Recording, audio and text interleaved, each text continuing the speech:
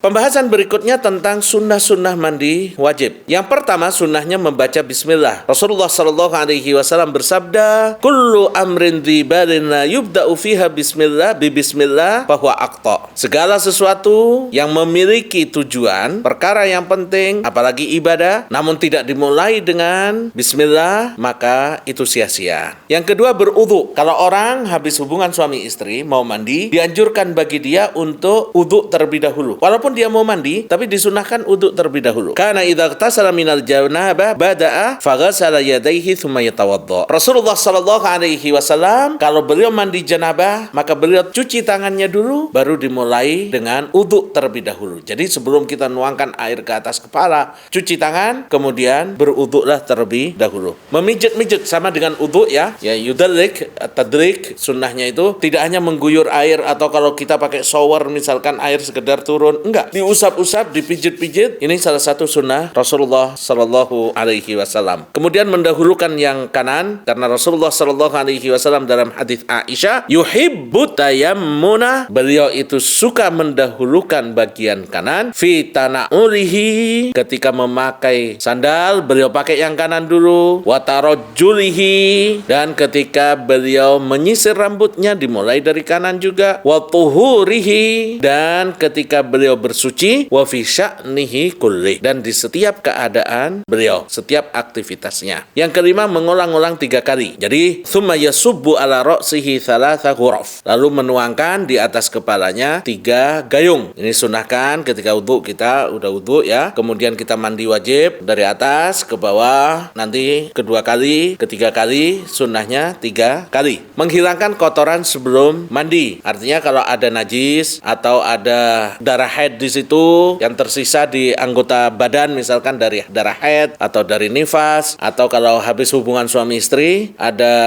mani atau ada madhi, itu disucikan terlebih dahulu, dibersihkan terlebih dahulu, baru kita mandi. Rasulullah sallallahu alaihi wasallam dalam hadis Ibnu Abbas yang diriwayatkan oleh Imam Bukhari dijelaskan, wa ghassala farjahu wa ma asabahu minal adha. Rasulullah sallallahu alaihi wasallam kalau beliau mandi, maka beliau akan mensucikan, membasuh kemaluannya dan anggota tubuh yang terkena kotoran. Tsumma afadha alaihil ma. Lalu kemudian beliau menuangkan air. Bapak Ibu sekalian, ada hal-hal yang diharamkan bagi mereka yang hadas besar. Tadi kita udah sebutkan ya, orang dinamakan hadas besar itu kalau dia haid, nifas, melahirkan, mati ya, jima, hubungan suami istri atau keluar mani. Apa yang dilarang untuk mereka? Apa yang diharamkan untuk mereka? Yang pertama, semua yang diharamkan bagi yang berhadas kecil. Orang yang berhadas kecil nggak punya wudu, dia haram untuk sholat. Dia tidak boleh tawaf, dia tidak boleh bawa Quran. Nah, hal-hal yang dilarang bagi mereka yang tidak punya wudu ini, terlarang juga bagi mereka yang hadas besar.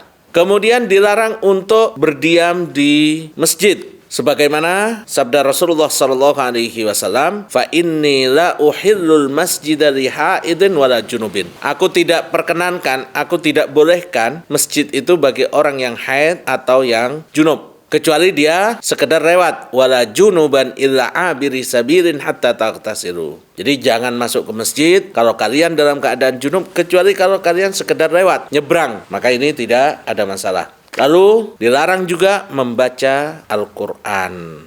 La yaqra'ul junubu wal haidu syai'an minal Qur'an. Orang yang junub dan haid tidak boleh membaca sedikit pun dari Al-Quran. Nah ini Bapak Ibu sekalian ya, sebagian ulama tidak membolehkan untuk pegang Quran, tapi kalau membaca bagi orang yang haid itu dibolehkan. Kalau bagi orang yang junub maka tidak dibolehkan. Kenapa? Yang haid boleh membaca Al-Quran dan yang junub tidak boleh? Karena kalau orang haid itu sucinya tidak ditentukan ditentukan oleh dirinya. Allah yang menentukan kapan selesainya darah haid itu bukan di bawah kewenangannya, kemampuannya. Tapi kalau junub, hilangnya alasan junub itu di bawah wewenang dia. Orang misalkan habis keluar mani, habis hubungan suami istri. Di saat itu juga dia sangat bisa untuk mandi lalu masuk ke masjid, lalu pegang Quran atau baca Quran. Dia kapan aja bisa melakukannya langsung. Tidak ada waktu yang menghalangi dia untuk menghilangkan hadas itu. Tapi kalau orang haid, dia haid sekarang misalkan nggak bisa terus dia mandi biar saya bisa baca Quran,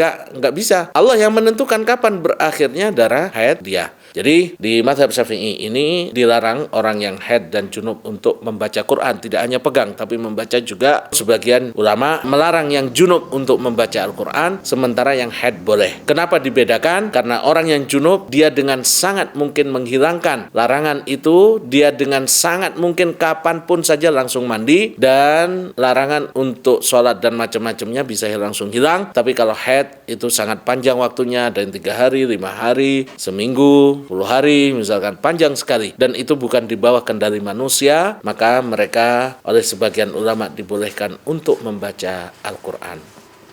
Yuk ikut jadi orang tua asuh untuk lebih dari 5.000 penghafal Al-Quran.